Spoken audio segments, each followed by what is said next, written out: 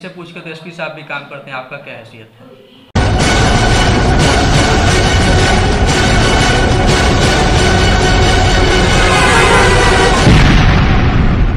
Corona काल के दौर से गुजर रहे भोजपुर में एक थानेदार के आतंक ने शासनिक और प्रशासनिक महकमे को एक बार फिर से अखाड़े में आमने सामने खड़ा कर दिया है। थानेदार का ये आतंक अपराधियों के बीच नहीं बल्कि सरकारी हाकिमों के बीच है।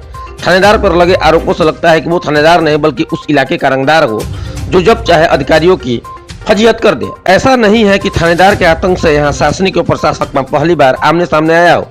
इसी वर्ष बीते 22 फरवरी को गढ़हनी प्रखंड विकास पदाधिकारी सह अंचलाधिकारी के रूप में पदभार ग्रहण करने वाले जयंत जायसवाल ने भी 14 मार्च को इसी थानेदार रूपी रंगदार के आतंक से परेशान होकर लिखित शिकायत जिलाधिकारी भोजपुर से कर थानेदार पर कार्रवाई की गुहार लगाई थी। लेकिन उस थानेदार पर कार्रवाई करने के नाम पर बड़े बड़े हाकिमों के पसीने छूटने लगे और शिकायत पर कोई कार्रवाई होती उससे पहले प्रखंड विकास पदाधिकारी सह अंचलाधिकारी जयंत जायसवाल का तबादला हो गया।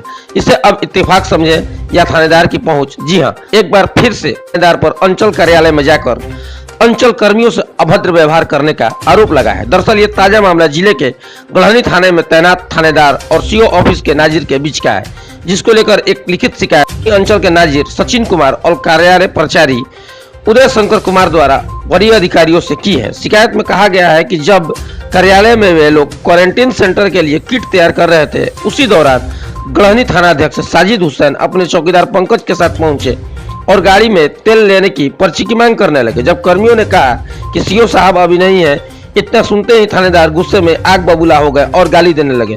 ऐसे में दबंग पुलिस और पावरफुल प्रशासन में कौन कितना सच्चा है और कौन कितना झूठा, ये तो आगे की छानबीन के बाद पता चल पाएगा। हालांकि गढ़हनी थानाध्यक्ष से उनका पक्ष जानने की कोशिश की गई पर उनसे संपर्क नहीं हो सका। पोस्ट यहाँ पे 22 फरवरी को हुई थी और इनके साथ पहला सामना 24 फरवरी को मेरा हुआ था। उस दिन एक राष्ट्रवादी सेना करके एक संगठन है, उसके द्वारा तिरंगा जुलूस निकाला गया था सीए और एनआरसी के पक्ष में, और वहीं पे मैं मजिस्ट्रेट के रूप में डिप्यूट था और संबंधित थाना के सभी लोग भी वहाँ पे उपस्थित थे। पहली मुलाकात मेरी वहीं पे इनसे हुई थी। तो उस समय जैसा एक औपचारिक रूप से एक वरीय पदाधिकारी के साथ जैसा बिहेव होना चाहिए वैसा नहीं था। खैर, मैंने इस चीज़ को इग्नोर कर दिया था। मैंने सोचा चलिए चलता है, पहली मुलाकात है, कुछ ऐसा नहीं है।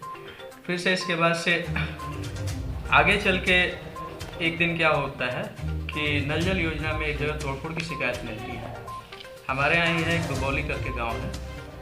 फिर वहाँ का शिकायत करता है यानी कि वार्ड मेंबर जो है, वार्ड मेंबर आते हैं और मुझे बताते हैं कि नल जल योजना में तोड़फोड़ की गई है, काम में बाधा डाला गया है। मैंने थाने में आवेदन दिया है लेकिन कोई उस पर अभी तक थाने से गया नहीं है। इसी के रिगार्डिंग मैंने इनको फ़ोन किया तो इन्होंने पहली बार में एकदम ठीक से ही बोला था कि ठीक है हम दिखवा लेते हैं। 2 दिन बाद मैंने फिर फ़ोन किया तो उसके बाद इनका बात करने का अंदाज़ थोड़ा एग्रेसिव हो गया था। ये बोल रहे हैं कि थाना से आदमी गया हुआ था।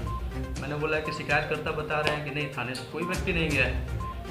तो ये मुझे भड़क के कह रहे हैं कि अब तुमको क्या मोबाइल टावर का लोकेशन का रिपोर्ट दें कि वहाँ थाना से कौन गया था, अपने पुलिस बल का मोबाइल टावर का लोकेशन का रिपोर्ट दें हम।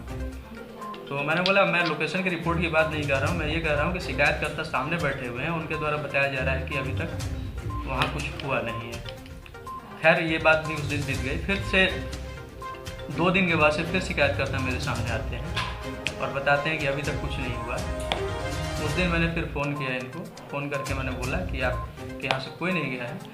तो ये मेरे पे काफ़ी भड़क गए, बोल रहे हैं कि थाना प्रभारी झूठ हो गया, आप हमको झूठा साबित करना चाहते हैं। हम बोल रहे हैं गए हैं और आप कह रहे हैं कि नहीं गए हैं, हम झूठा हैं। मतलब काफ़ी उग्र होके एक वरीय पदाधिकारी के साथ जैसा व्यवहार करना चाहिए, शिष्टाचार का जो नियम होता है नैतिक रूप से, उसको इन्होंने ताक पे रख दिया और मेरे साथ काफ़ी मतलब उग्र होकर मिसबिहेव करने लगे। फिर से 9 मार्च का दिन था, होली से एक दिन पहले की बात है। सीसीटीवी इंस्टॉल करना था। एक धरना स्थल है हमारे यहाँ गढ़हनी पुल पे ही, सीए एनआरसी के विरोध में धरना चलाया जा रहा है कुछ संगठनों के द्वारा। वहाँ सीसीटीवी इंस्टॉल करने के लिए एसडीएम साहब का आदेश था। वहाँ पर संबंधित थानाध्यक्ष को भी जाना था, मुझे भी जाना था। मैं समय से पहुँच गया था।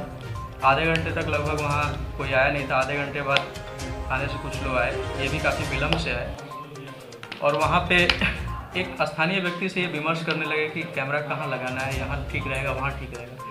तो मैंने खाली यही इनसे पूछा कि ये व्यक्ति कौन है, आप इनसे क्यों विमर्श कर रहे हैं। तो इन्होंने कहा कि ये यहीं के एक बहुत प्रभावशाली व्यक्ति हैं। मैं खैर उस व्यक्ति को नहीं पहचानता। मैंने बोला कि हमको बाहरी लोगों से कंसल्ट नहीं करना है, प्रशासन को तो अपनी सुविधा अनुसार लगाना है, कैमरा कहाँ होना चाहिए। तो ये बोले इनसे पूछ के तो एसपी साहब भी काम करते हैं, आपका क्या हैसियत है। तो ये मुझे काफ़ी इससे दुख हुआ कि एक सीनियर ऑफिसर के साथ में बात करने का जो इनका तरीका है, बोलने का जो अंदाज़ है वो ठीक नहीं है। और उसके बाद से लास्ट में है एक अंतिम घटना जो हुई है, हमारे एक परड़िया घर के गांव है, परड़िया में हम लोग इंक्रोचमेंट हटाने के लिए गए हुए थे। वहाँ पे चरपोखरी थाना, गढ़नी थाना, मजिस्ट्रेट के रूप में यहाँ के सहकारिता पदाधिकारी दीपक कुमार डिप्यूट थे और मुझे भी वहाँ पे वरीय अधिकारी के रूप में रहना था मॉनिटरिंग के लिए। तो चरपोखरी थाना से पुलिस बल आया था, मैं भी समय पे पहुँच गया था, लेकिन गढ़नी थाना से कोई भी नहीं आया। इसके कारण से और गांव वाले काफ़ी उग्र थे, वहाँ की स्थिति जो है फोर्स की कमी के कारण मुझे लगा कि हम लोग वहाँ पे अगर कुछ करते हैं तो उपद्रव हो सकता है, पुलिस बल पर्याप्त नहीं है, तो हम लोग वापस लौट आए। तो इसमें भी इन लोगों ने काफ़ी लापरवाही बरती है, इनको भी उसमें आना चाहिए था, लेकिन थाने से कोई भी नहीं आया। तो इस प्रकार है इनके कार्य व्यवहार और इनके विचार, बोलने की शैली जो है मेरे साथ भी वो सही नहीं है। और साथ ही साथ ये जो भी काम है उसमें मतलब इनकी रुचि भी नहीं है, जिस हिसाब से इनको तन्मयता से आना चाहिए।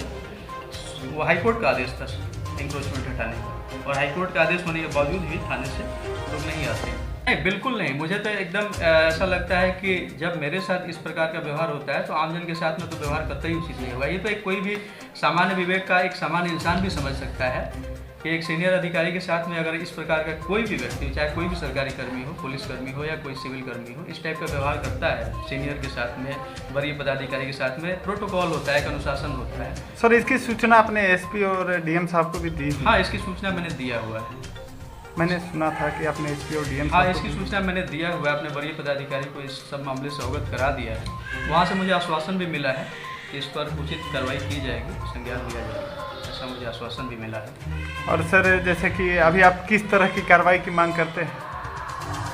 कार्रवाई की मांग तो मैं यही चाहूँगा कि ये अपने कार्य व्यवहार में बदलाव लाएं, अपने आचरण में बदलाव लाएं, पदाधिकारी के साथ में कैसा बिहेव करना चाहिए, आम जनता के साथ कैसा बिहेव करना चाहिए, जनप्रतिनिधि का किस प्रकार सम्मान करना चाहिए, ये सब चीज़ों को देखिए बात होती है अपने आचरण की, अपने स्वभाव की, अपने विवेक की बात होती है। इसको बदलने की ज़रूरत है। हमारे यहाँ सुशासन की सरकार है, जनता का शासन है और जनता के शासन में जनता ही सर्वोच्च होती है, ये मेरा मानना है। और मैं इसी मत में विश्वास रखने वाला हूँ और मैं मानता हूँ कि जनप्रतिनिधि हो, सामान्य जन हो, सभी गरिमापूर्ण है, सभी का जीवन और सभी का डिग्निटी उतना ही महत्वपूर्ण है जितना है कि किसी बड़े व्यक्ति की होती है। तो सभी के साथ किसी भी सरकारी कर्मी को अच्छे से पेश आना चाहिए, अच्छे से बात विचार करना चाहिए और एक जो बेसिक होता है, एक अनुशासन होता है, उसको मेंटेन करने की ज़रूरत भी होती है। मेरा नाम जयंत जायसवाल, मैं 60वीं से 62वीं बैच का बिहार प्रशासनिक सेवा का ऑफिसर हूँ और मैं ब्लॉक में यहाँ गढ़नी प्रखंड में प्रखंड विकास पदाधिकारी और अंचल अधिकारी के रूप में यहाँ पे वर्तमान में हूँ। प्रशिक्षण का ही कार्य है, क्योंकि अब हम लोग ब्लॉक में तो पोस्टिंग होती नहीं है, बट प्रशिक्षण के दौरान मैं यहाँ 2 माह के लिए आपके ब्लॉक में BDO और CO के रूप में सेवा देने के लिए आया हूँ। हम लोग काउट में सेंटर क्वारंटाइन सेंटर काउट पर किट सरिया रहे थे, वहाँ जाकर वितरण करने के लिए श्रमिकों जो आए हुए मजदूर हैं उन लोग के लिए। उसी वक्त थाना प्रभारी महोदय आए हैं यहाँ पर, गृहणी साजिद हुसैन जी और उनके चौकीदार साहब थे पंकज कुमार नाम। आते बोले कि तेल काहे नहीं दे रहा है रे। हम लोग के द्वारा नाजिर बाबू बोले कि तेल यहाँ पर हम सर कैसे दे, साहब नहीं है, साहब सर रहेंगे तो आप कोई आया नहीं है सर तेल के लिए। उसी पर आग बबूला होकर तो साला नाजिर है, औकात में नहीं है, तुम्हारा क्या औकात है, कैसे बतिया रहा है, किससे बतिया रहा है, हम ठंडार हैं, बताइए। एकदम आग बबूला हो गए। इसी पर हम कहें कि सर ऐसा मत बोला जाए, गाली गलौज ना किया जाए सर, तुम क्या है। तो हम बोले कि हम भाई उदय शंकर कुमार अंचल कर्मी हैं। उसी पर उनके द्वारा गाली गलौज, तुम्हारा औकात है मेरे से बतियाने के लिए, इस तरह का व्यवहार करने लगे। पंकज बोलने लगा उनका चौकीदार, तो हम बोले कि पंकज भाई ऐसे कहें बोला तरह तबड़ाक तान दिया हम पर मारने के लिए। इसके बाद गाली गलौज। कौन थाना अध्यक्ष मतलब आपके ऊपर हाथ उठा दिए या चौकीदार? यहाँ थाना अध्यक्ष तो बोले कि लाठी से इतना मारेंगे कि तुम सबका मिजाज होश में हो जाएगा। रात को तो सब जा रहा है दारू पी के घर पर, पकड़ लेंगे ना किसी दिन तो लाठी से मारेंगे। तो हम बोले कि सर ऐसा इल्ज़ाम न लगाया जाए सर, हम लोग को जिस दिन आप पकड़िएगा उस दिन सर मार के लाठी से जो मनसूस सर कर दीजिएगा, लेकिन ऐसा इल्ज़ाम न लगाया जाए। हम लोग आपदा काल में क्वारंटाइन सेंटर के लिए किट तैयार करके किट वितरण में लगे हुए हैं। और उसी पर वो तेल के लिए गर्म हो गई। इनोवा गाड़ी से आए हुए थे, इनोवा गाड़ी का लॉगबुक भी अभी नहीं खुला हुआ है उनका। इसी पर हम लोग पर आग बबूला हो गए। तो चौकीदार ने आपके ऊपर हाथ उठा- चौकीदार वहीं पर, यहीं गेट पर, यहीं पर जस्ट हम खड़ा थे। सामान देखिए, साड़ी बिखरा हुआ अभी लगाए हुए हैं। देखिए सब सामान कार्टून में पैक किए हुए हैं, लुंगी, गंजी, गमछा, साबुन, तेल, मग है, दरी है सर। इसके बावजूद उनका चौकीदार थानाध्यक्ष महोदय बोले तो बोलबे किए हैं, उनका चौकीदार जो है पंकज, वो हम पर तबलाक तान दिया और कर रहे ना मारेंगे कि होश में आ जाएगा मिजाज।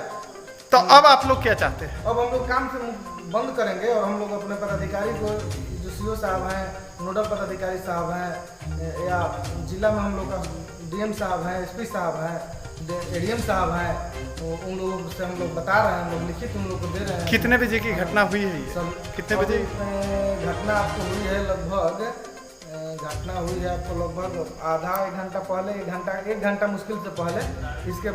इसके बाद देखिए वहाँ अगर हम लोग का कोई बताने का साक्ष्य का जरूरत नहीं है, वहाँ पर सीसीटीवी कैमरा खुद मौजूद है, कैमरा में रिकॉर्ड हुआ होगा। कहाँ कैमरा लगा हुआ? कहाँ? देखिए वहाँ पर कैमरा लगा हुआ है सामने में, देखिए सामने में कैमरा लगा। शंकर कुमार अंचल कर्मी, अंचल स्टाफ हैं, वे हमको तेल के लिए ज़्यादा आग बबूला है कि हमारे इनोवा गाड़ी में तेल नहीं डाला गया, जबकि कोई तेल के लिए आया भी नहीं है। हम लोग तेल देने वाले कौन होते हैं? हम लोग का बहुत देंगे, सीओ साहब न देंगे तेल, लॉगबुक सीओ साहब न खोलेंगे।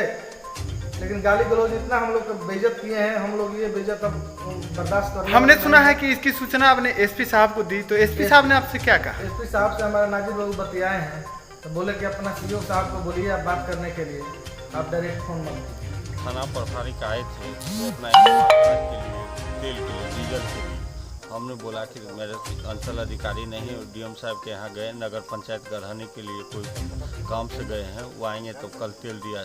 उसे में थाना प्रभारी के द्वारा मेरे साथ गाली गलौज किया गया और बोला गया तुम लोग शराब पी के जलता है, रात भर रहता, क्या करता है? आपदा के समय में हम लोग शराब नहीं पीते हैं, क्या करते हैं? उनके द्वारा बोलेगा जबरदस्त तुम लोग को ब्लॉक से मारते हुए लंगटे लेके चलेंगे, थाना लेके जाएंगे।